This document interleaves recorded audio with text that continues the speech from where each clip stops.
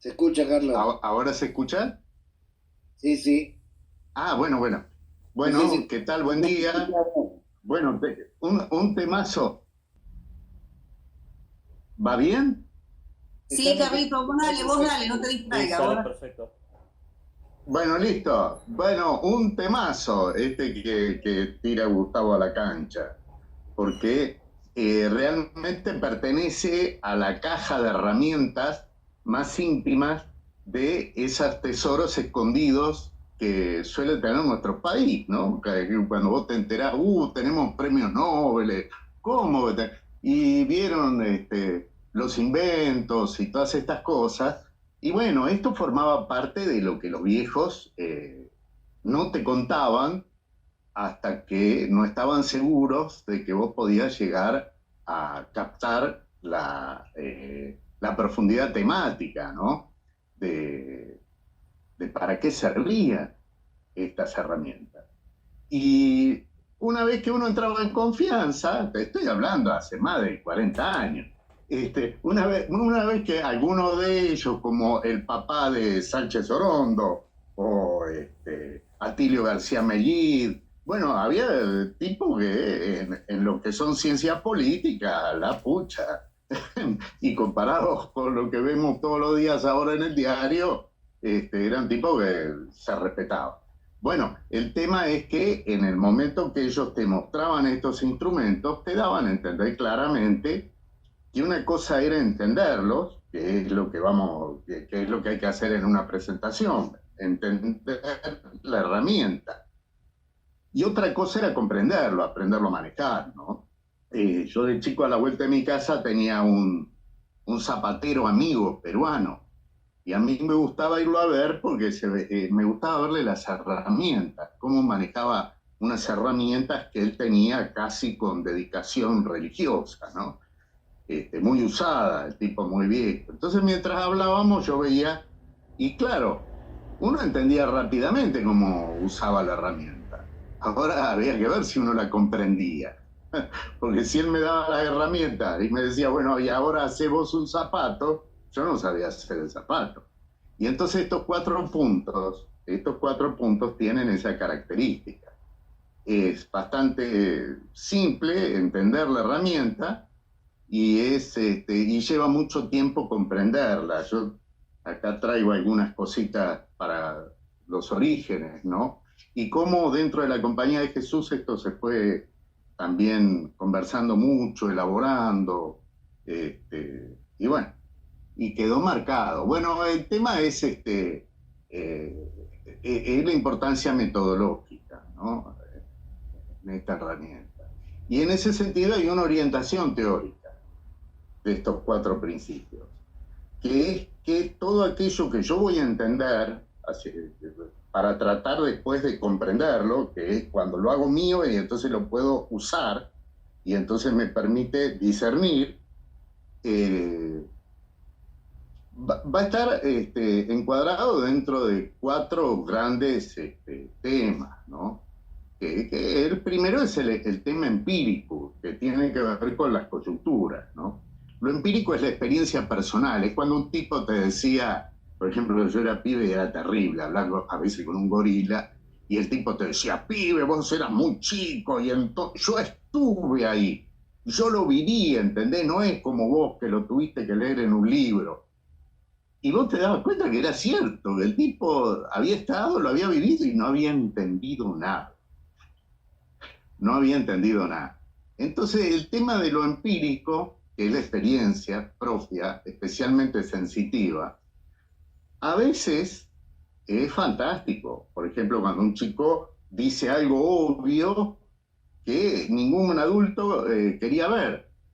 ¿Eh?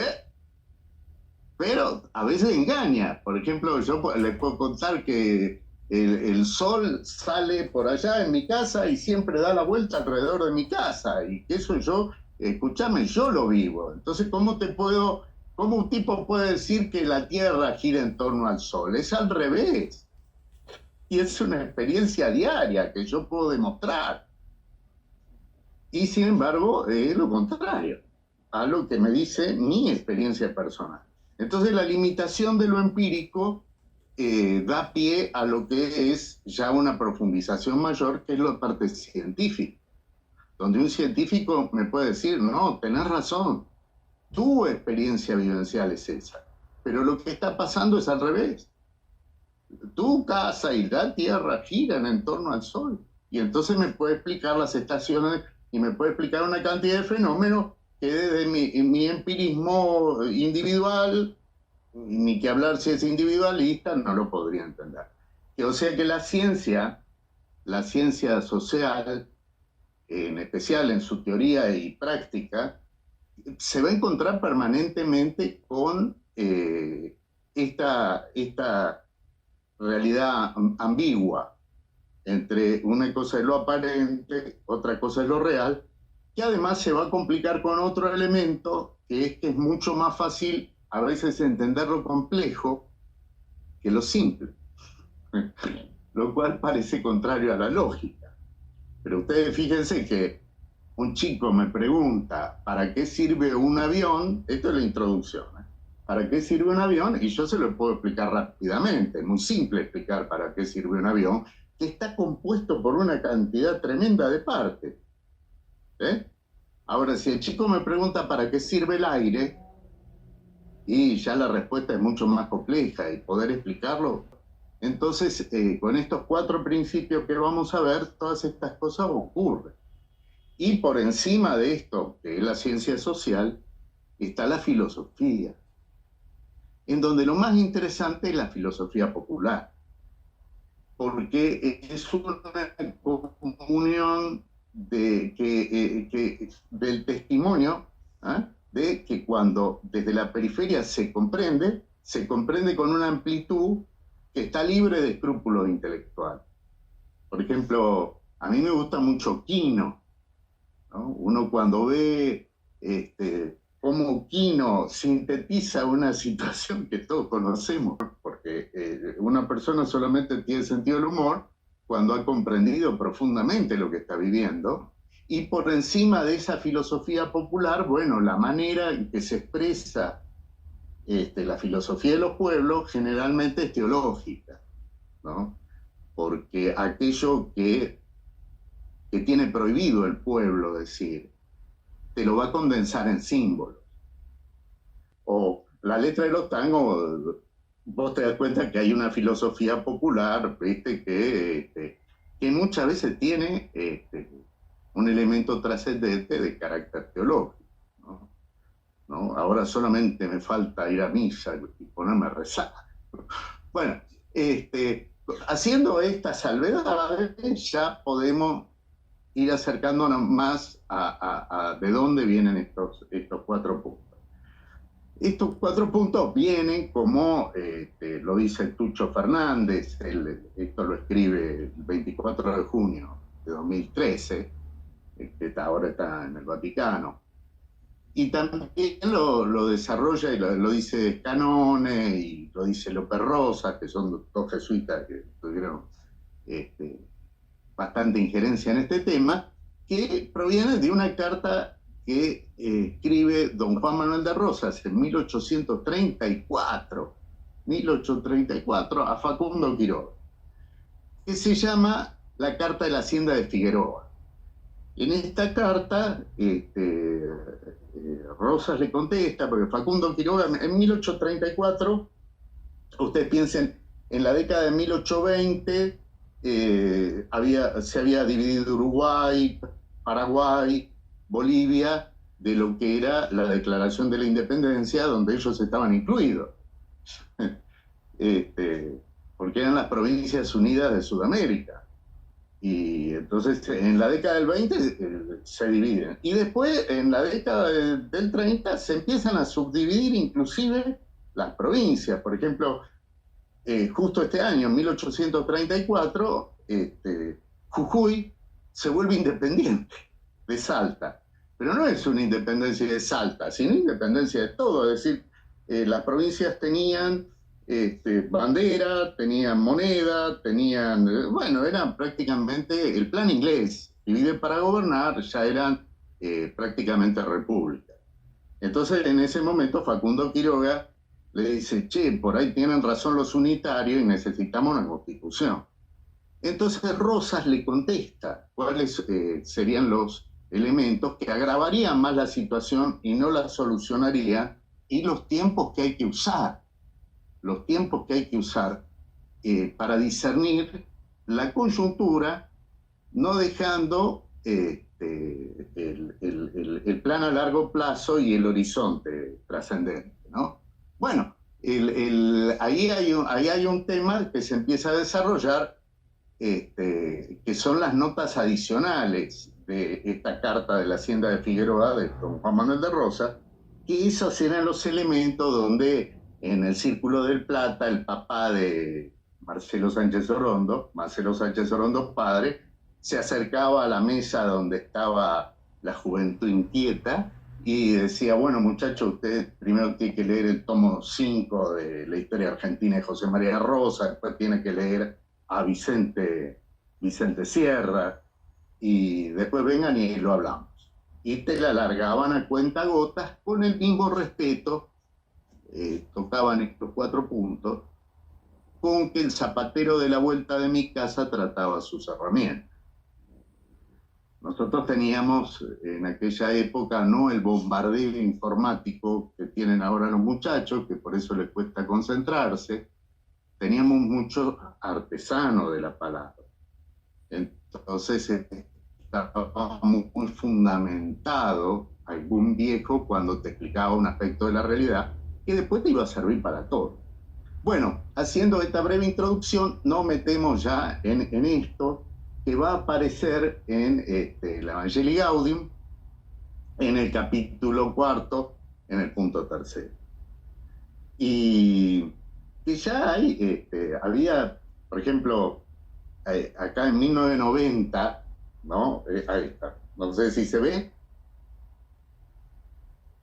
En 1990, en el Boletín de Espiritualidad de los Jesuitas, Tito López Rosa lo desarrolla de contrario modo.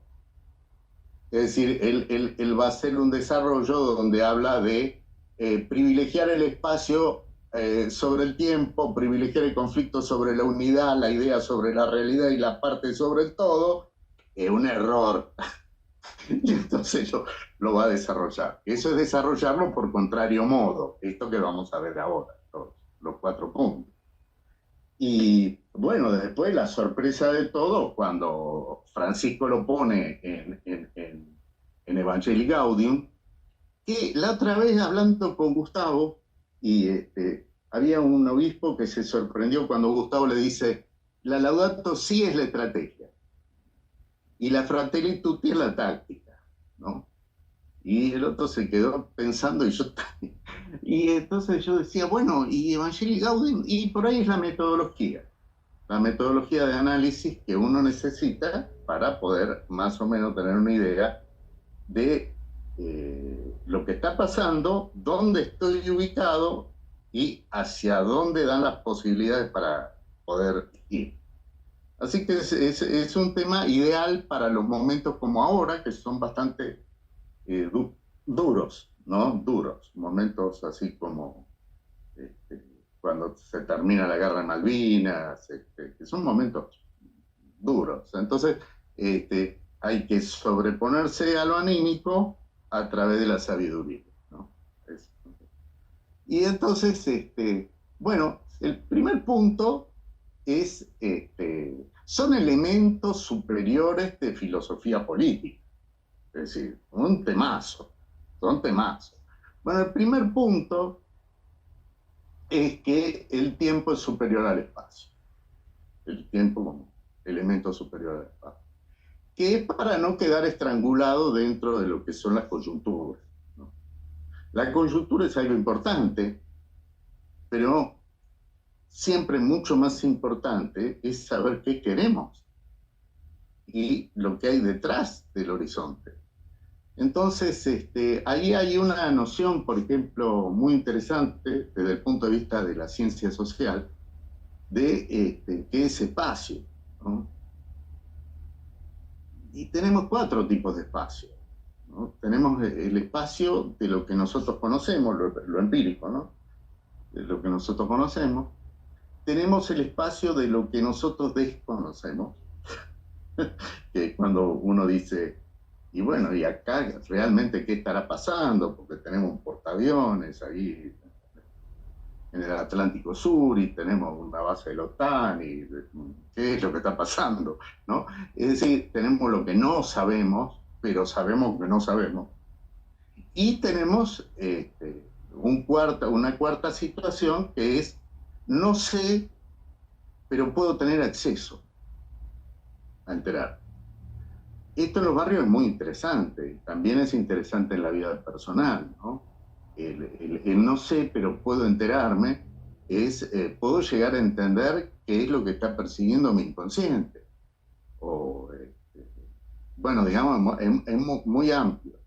Pero la luz del tiempo y lo que está más allá de la coyuntura es algo que yo tengo que tener presente, porque el tiempo siempre va a superar el espacio. Por ejemplo, el tiempo está diciendo nosotros somos occidentales. Occidentales con unas variables tremendas, ¿no? A lo mejor hay alguien que decía, nosotros somos extremos occidentales, porque yo voy a una obra y tengo una parte que está hablando en guaraní y otra parte me habla en quichua. Entonces, como occidente, un occidente medio pintoresco, bueno, pongámosle así como hay extremo oriente, a lo mejor también existe el extremo occidental, y ahí es donde nosotros estamos. Entonces, esta cuestión me va a llevar al principio de que ante lo que es un análisis correcto del conflicto, cuando yo puedo definir el centro de gravedad del conflicto, y ahí me voy a tener que basar en algunas hipótesis. Por ejemplo, yo creo que nuestro conflicto principal ha sido una dependencia colonial que ha producido un estilo de cipayaje que se va reciclando y que se presenta siempre como una novedad, pero es la dependencia. Hasta nosotros nos independizamos porque Napoleón ocupó España. Nosotros, es decir, nosotros muchas veces no hemos tenido acceso a la causa real que motivaba después el hecho dentro del territorio. Y siempre hemos tenido una tendencia a echarnos la culpa a nosotros mismos. Ustedes saben que Argentina, en materia de conflicto, ostenta el lamentable récord de que es la nación americana que ha tenido una guerra civil más larga, que a lo mejor todavía existe, ¿no? Acá los odios, viste, hablar peronismo, antiperonismo, y se arman unos quilombos bárbaros. Es decir, el odio acá no es una cosa que no haya que evaluar, está muy presente, está muy presente. Y nosotros hemos tenido prácticamente la guerra civil nuestra empieza en 1813, unitarios y federales para que vamos a hablar, ¿no? Hay una carta de Mitre donde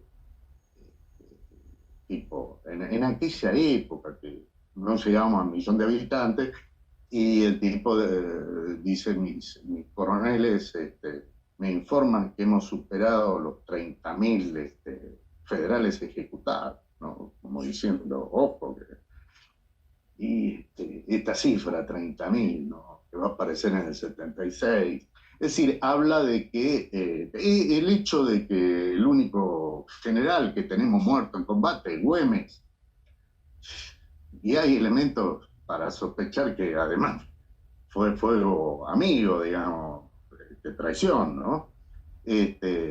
Entonces, realmente, el tema de que nosotros estamos viviendo una guerra civil en estado permanente nos produce un desgaste monstruoso, un desgaste monstruoso. En este momento, fíjense lo que está haciendo el liberalismo, que, bueno, ahí dijo Gustavo, lo vamos a estudiar la semana que viene. La unidad es lo que vence el conflicto. Porque yo, ante el conflicto, lo que tengo que hacer es asumir. Esto está muy bien explicado en el Evangelii Gaudium. Porque yo puedo tener una actitud, situarme en el conflicto, ¿no? Las actitudes generalmente son o evadir el conflicto o tirarme de cabeza dentro del conflicto y quedar atrapado por el conflicto.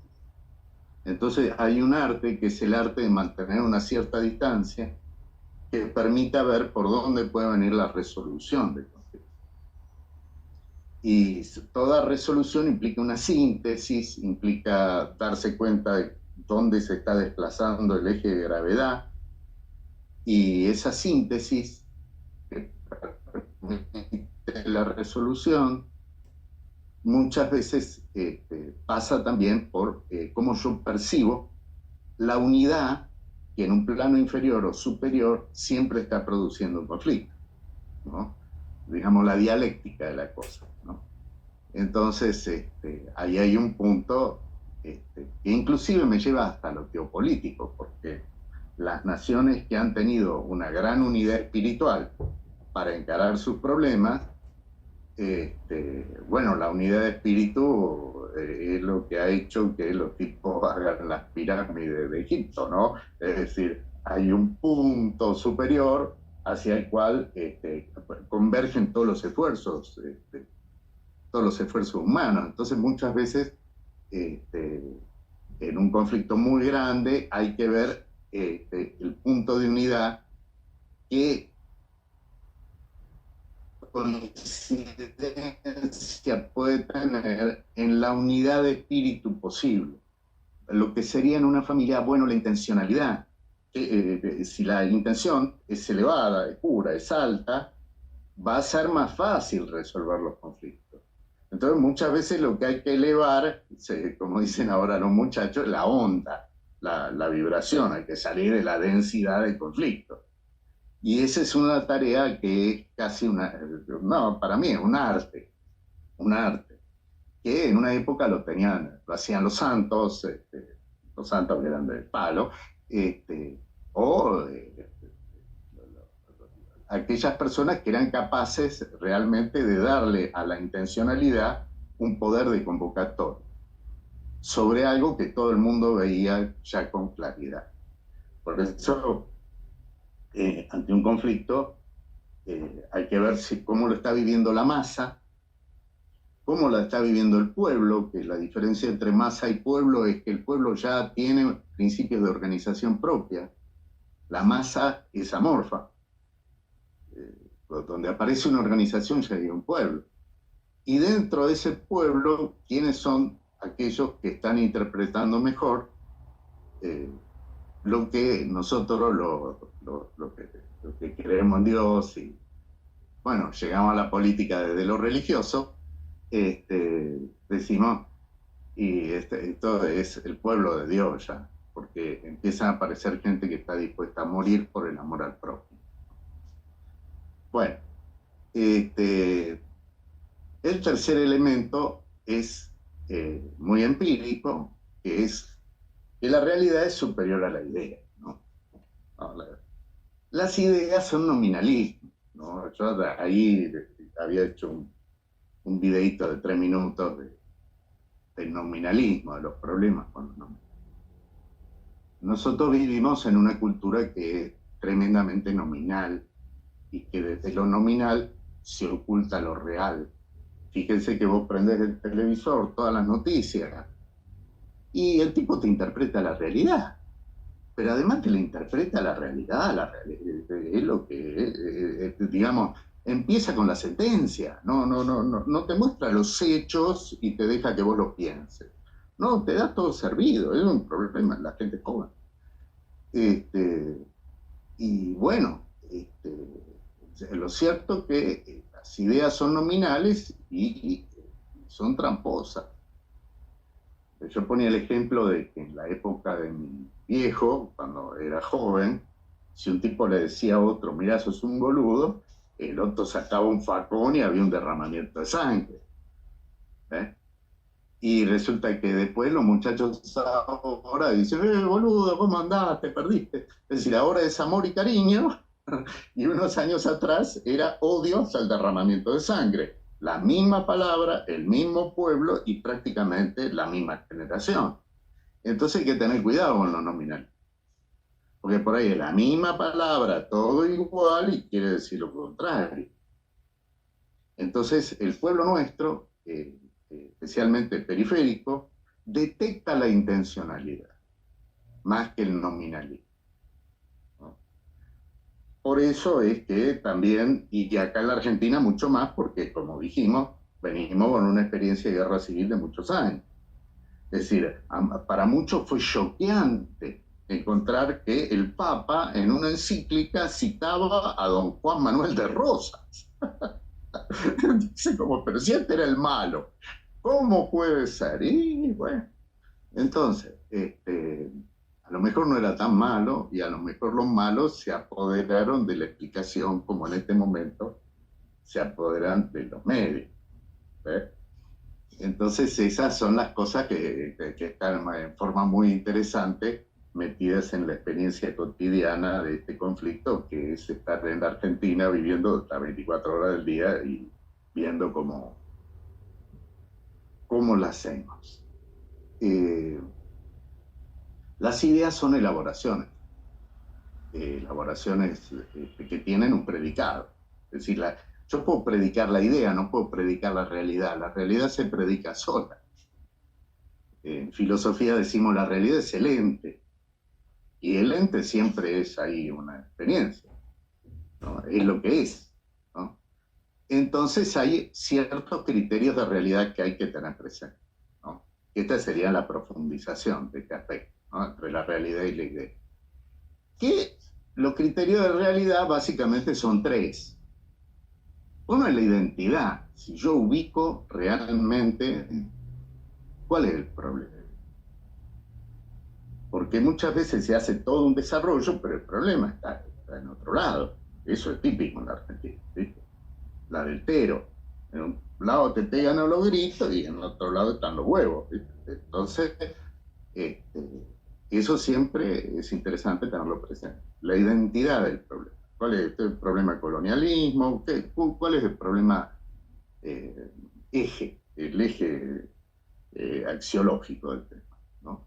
Después, principio de no contradicción, es decir, una persona no me puede decir, por ejemplo, un amigo la otra vez me decía, pero el peronismo fue un nazismo, esto fue un fascismo. Digo, no, mirá, el nazismo y como el fascismo son excluyentes. Y acá lo que se dio fue un fenómeno incluyente. Entonces, si es incluyente, no es excluyente, querido hermano, es lo opuesto. Entonces tiene que haber un principio de no contradicción, la búsqueda, ¿no?, de las contradicciones para también poder evaluar lo que no es contradictorio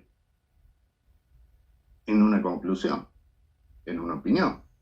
Y también el tema de que nunca podemos llegar a saber en los procesos evolutivos que es la verdad a través de la simplificación de una definición. Entonces siempre lo que estamos buscando son razones suficientes como para decir, bueno, a mí me parece que Perón ayudó a la gente pobre y le dio dignidad. Decir, usted le llama fascismo, nazismo, dígale lo que quiera, pero a mí lo que esta gente no tenía derechos, no tenía dignidad, ¿no? Y la empezó a tener, ¿no? Bueno, entonces esto también hay que tener presente. La realidad superior a la idea. En este punto, Francisco hace 7 puntos, ¿no?, que van a ser el primero. Hay una advertencia sobre los puritanismos angélicos, le dice él, ¿no? Pero nosotros decíamos puritanismo, ¿no?, porque era la mente sajona. Ustedes saben que en los sajones, ser y estar es la misma palabra. Por ejemplo, to be, en alemán, también en francés. Por la parte, ¿no?, belga, fue influencia de Bélgica y Holanda. Bueno, y vos decís, bueno, y esto es muy importante, y sí, porque cualquier argentino sabe, mirá, yo si digo lo que pienso en el laburo me echan, entonces yo para estar no me dejan ser, ¿viste? Y entonces tengo un nudo en la garganta. Yo te lo puedo explicar la angustia. Un gringo no puede, porque no lo tiene idiomáticamente, no tiene el instrumento para poder expresarlo. Entonces un tipo que piensa que si se ocupa un territorio, ya se es. Y cuando hay una realidad que no está de acuerdo a eso, bueno, hay que terminarlo. Entonces tenés el caso de la ausencia de indios en Canadá y en Estados Unidos, ausencia total de indios, menos del 1% de la población, es lo que dejaron. Mestizos no, ellos no se mezclan, el puritanismo, es tremendo. En cambio nosotros tenemos un despelote, pero nosotros, gracias a Dios, tenemos la diferencia del ser y estar, podemos explicar la angustia, y podemos explicar esto de la dignidad, ¿no? Que tiene elementos que consolidan la realidad hacia el bien común. En cambio, las ideas, de ahí vienen las ideologías, son métodos, son formas de organizar una sociedad que a veces la misma palabra ha servido para... Bueno, ustedes saben, Lenin pidió que no se hablara del nazismo, sino de fascismo, precisamente porque el nazismo es nacionalsocialismo y era un fenómeno socialista, y el tipo se ponía verde. Pero sí, real, ¿no? Así como también es cierto que él decía, la pérdida más grande que hemos tenido en la Tercera Internacional es que Mussolini se haya separado de nosotros. Bueno, esas son realidades históricas. Entonces está la idea de que el nominalismo, si yo me agarro la camiseta, si yo me agarro el término, ya te convoco desde lo que vos pensás que es ese término. Entonces, Menem se pone la camiseta peronista y lo llama el Sogaray, que dice, se ha producido un milagro. Vienen los peronistas a hacer lo que nosotros queremos. Bueno, eso pasa todo el tiempo y es una caña pichanga. Por eso la gente cae cada vez más en un nihilismo de no creer en nada, porque le cambian permanentemente el significado de las palabras. Ni que digo cuando es intencional y geopolítico, como el caso de la palabra liberal, que en Inglaterra significa proteccionismo, como significó proteccionismo ser liberal en Estados Unidos, ahí en 1773, cuando los tipos en Boston les tiraron a los ingleses té al mar, y ahí empieza el movimiento de la independencia norteamericana. Proteccionismo absoluto, como en Inglaterra. Pero esa palabra en el hemisferio sur quiere decir libre comercio y ausencia de proteccionismo. Entonces, las ideas siempre hay que, bueno, ¿qué me quiere decir? ¿Qué es la realidad que usted me quiere, con la cual usted me está presentando esta idea? La realidad subyacente, ¿no? Entonces es muy interesante retrotraerse a lo empírico desde esta superioridad que se da entre la realidad y la idea, ¿no? Después también advierte Francisco sobre los proyectos formales que no tienen contenido, ¿no? Los anti-historicismos, ¿no? Habitualmente cuando a una persona no le interesa la historia y es media peligrosa, porque es un adolescente. La experiencia histórica, lo que pasa es que tenés que enganchar libros interesantes de historia que no sean simplificaciones. Pero nosotros sabemos que la experiencia propia siempre llega tarde y es cara. Es muy costosa. Es mejor aprovechar la experiencia ajena, y ahí viene la importancia de la historia. La ética sin bondad, dice Francisco, ¿no? En este punto. Y eso es muy opus, ¿no? Donde hay toda una ética que vos decís, ay, qué lindo el barrio cerrado, es una cosa tan limpia, está todo tan ordenadito, pero no tienen bondad, ahí no hay amor, y entonces no hay alegría, los neuróticos, bueno, están los narcos, para decir, la felicidad no existe, pero sí, usted puede sentir placer si tiene éxito especialmente económicos. Y bueno, y hay una estética, que lo refuerza eso. Y una estética y una ética entre ellos allá adentro son muy cordiales. Después afuera te sacan los ojos con una mano. Y el intelectualismo sin sabiduría, ¿no? Que es el último punto que señala Francisco en esta contradicción entre realidad e idea. El intelectualismo sin sabiduría es una cosa, basta tomarse un taxi en Buenos Aires y preguntarle, ¿y por qué? Y el tipo te explica todo. Y no es solamente el taxista, también es Juan. Te vas a filosofía y letras y si querés realmente hablar con gente que no entiende nada, porque el tipo lee un libro, ¿no? Que generalmente es un libro que se escribió afuera o que se escribió adentro del país, pero con un criterio externo. Entonces después te quiere explicar la realidad de eso que el tipo ha comprendido, ha entendido, pero no le permite comprender la realidad. Por ejemplo, yo le preguntaba a un tipo, decime una cosa, ¿y un cacique toba? ¿Es de derecho o de izquierda? Porque el cacique es una monarquía. Y, y resulta que no tiene propiedad privada. Entonces, digamos, acá en extremo occidente hay una cantidad de categorizaciones que si vos la querés analizar con un criterio europeo, no llegás a entender un pomo. Y ni que hablar el rosismo y el peronismo, no lo entendés ni ahí.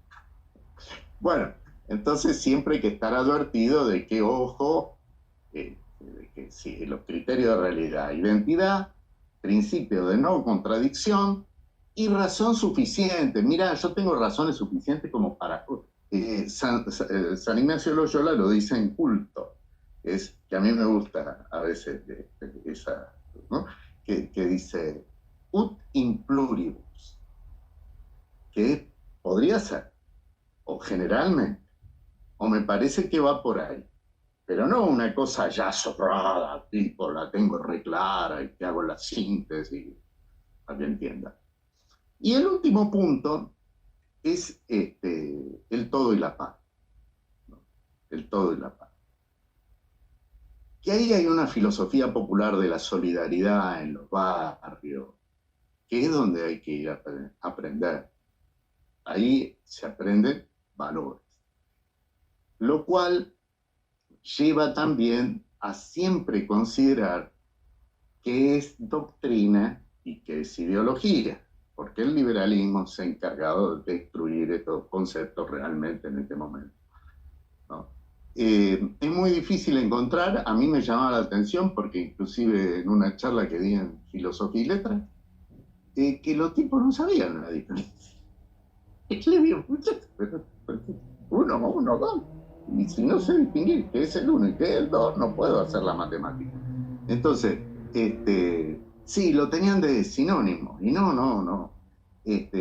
Ideología es la idea que yo tengo para llevar adelante una forma de organización o poder. Y mi idea es una ideología, cuando es un conjunto, ¿no? Que tira para el mismo lado. Y doctrina es otra cosa. Doctrina son valores. Por ejemplo, se habla de la doctrina cristiana, no de la ideología cristiana. Porque en la doctrina cristiana yo tengo, por ejemplo, un concepto, el amor al prójimo. ¿Qué ideología es esa? Y no sé, después como me salga a mi cintura. Es decir, entonces hay el todo y la parte es interesante, pero en nuestro pueblo el todo es incluyente. En cambio, vos lo que tenés en los que están muy metidos dentro de la ideología, que el todo es lo que piensan como yo, que es lo que le pasaba a Sarmiento, que estaba muy lindo el vivero, y él se encontraba con un indio tehuelche que decía hay que matarlos a todos, y los gauchos, que eran mezcla de indio con español, también. Entonces, esta cuestión de que si mi idea es incluyente o excluyente, la tengo que tener permanentemente presente cuando voy a analizar algo. ¿Y cuál es mi doctrina. Si mi doctrina es del amor al prójimo, el prójimo tiene una cantidad de aspectos que no entiendo ni medio, pero que yo tengo que, para pasar del entendimiento a la comprensión, incluir. Bueno, entonces el todo es superior a la parte. Y acá hay un punto muy interesante, independientemente de que la localización, es decir, donde yo existo, en mi realidad táctica es a la larga una parte dentro de una cuestión estratégica que es más importante.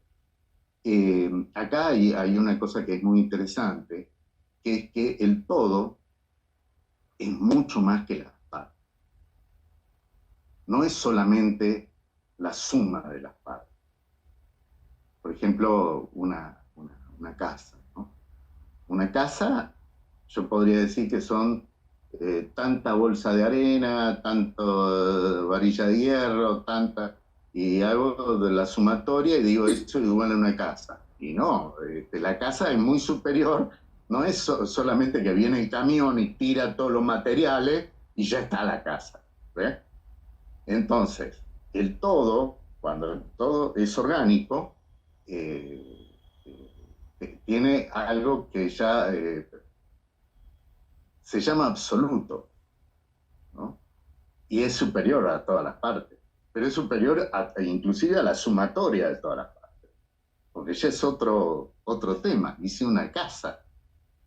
Entonces eso es algo que permanentemente nos impulsa a tener la humildad de aprender de los errores y de tratar de descubrir, especialmente en los momentos difíciles de la vida, cuáles son mis valores doctrinales.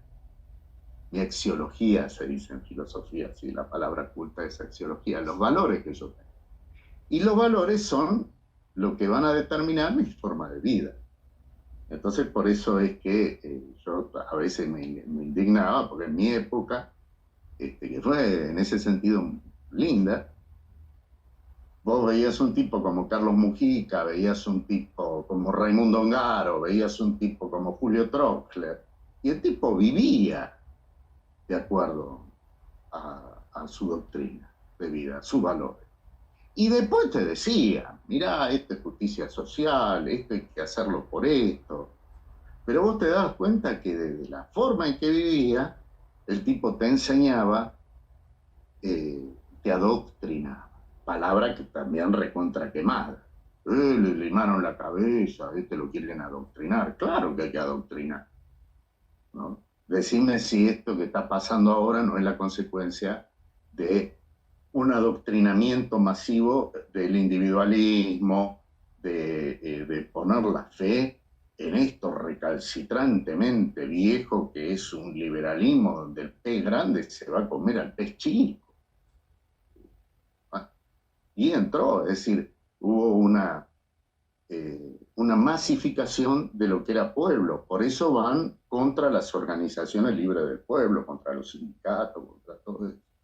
Bueno, eso, ¿cómo tengo que hacer? Y bueno, darme cuenta en qué parte del todo ha quedado abierta una puerta que ha permitido la destrucción de por dónde ha venido.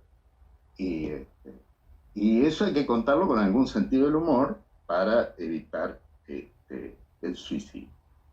Bueno, más o menos me parece que esto sería una presentación general del tema. El tema, en la revista Strómata, yo les cuento, la revista Strómata es de la Facultad de Filosofía y Teología de San Miguel, donde estaba Escanone, donde estaba Fiorito, y unos tipos que tienen un prestigio internacional, ¿no? Escanone es amigo de Dussel, se iban de vacaciones juntos, digamos, tipos interesantes cuando tienen algo para decir.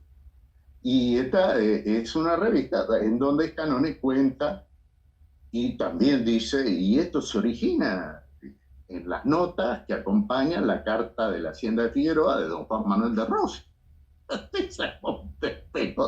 Pero ¿cómo? Esto no era la barbarie. Entonces Escanone le permitió señalar, es decir, no, vean, la cosa no es civilización o barbarie, como dice el liberalismo, porque hay civilizaciones que son monstruosamente bárbaras.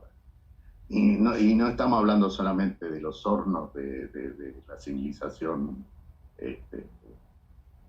europea cuando el nazismo, sino que estamos hablando también de los tipos que tiraron 2 bombas atómicas 4 meses después que había terminado la guerra europea, que Japón no tenía ni marina, ni fuerza aérea, ni nada, y le metieron 2 bombas.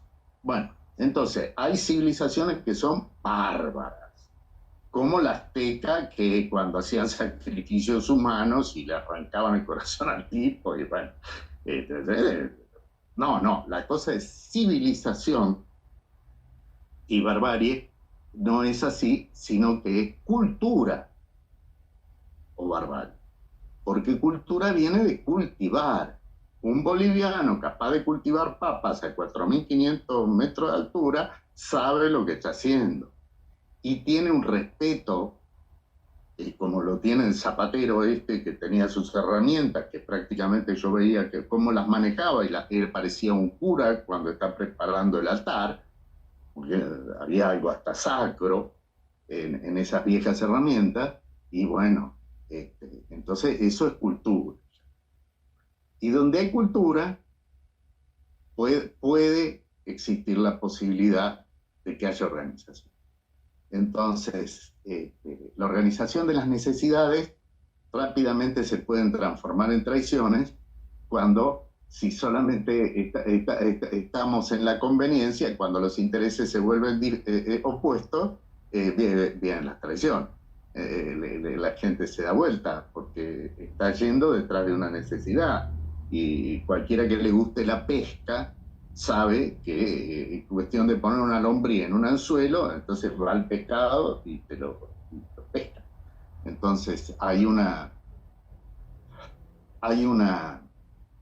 advertencia en que la necesidad de mantener el mayor grado de cultura dentro de un pueblo es que le va a dar la posibilidad de organizarse en la manera más sana. Y que esa cultura no tiene que ver con un intelectualismo ni con un enciclopedismo, sino con el saber hacer de los valores una forma de vida. Y acá me parece que llegamos al final, ¿no? Es decir, saber encarnar los valores en una forma de vida, y desde ahí sí te pongo palabras, y siempre haciéndote la advertencia. Mirá, ojo con el nominalismo, porque acá te cambian el código rápidamente y entonces te la embocan, no es cuestión de tirarte de cabeza, hay que ir a lo esencial. ¿Qué me querés decir vos detrás de esta palabra? Y en tratar de conseguir el elemento de unión que nos devuelva la dignidad en estos momentos difíciles a través de lo esencial. Y eso la Alameda, yo creo, irá quedando que lo tiene. Así que eso es un motivo de plenitud, de esperanza y alegría. Bueno, y nada más, no sé si más o menos ya está el tema.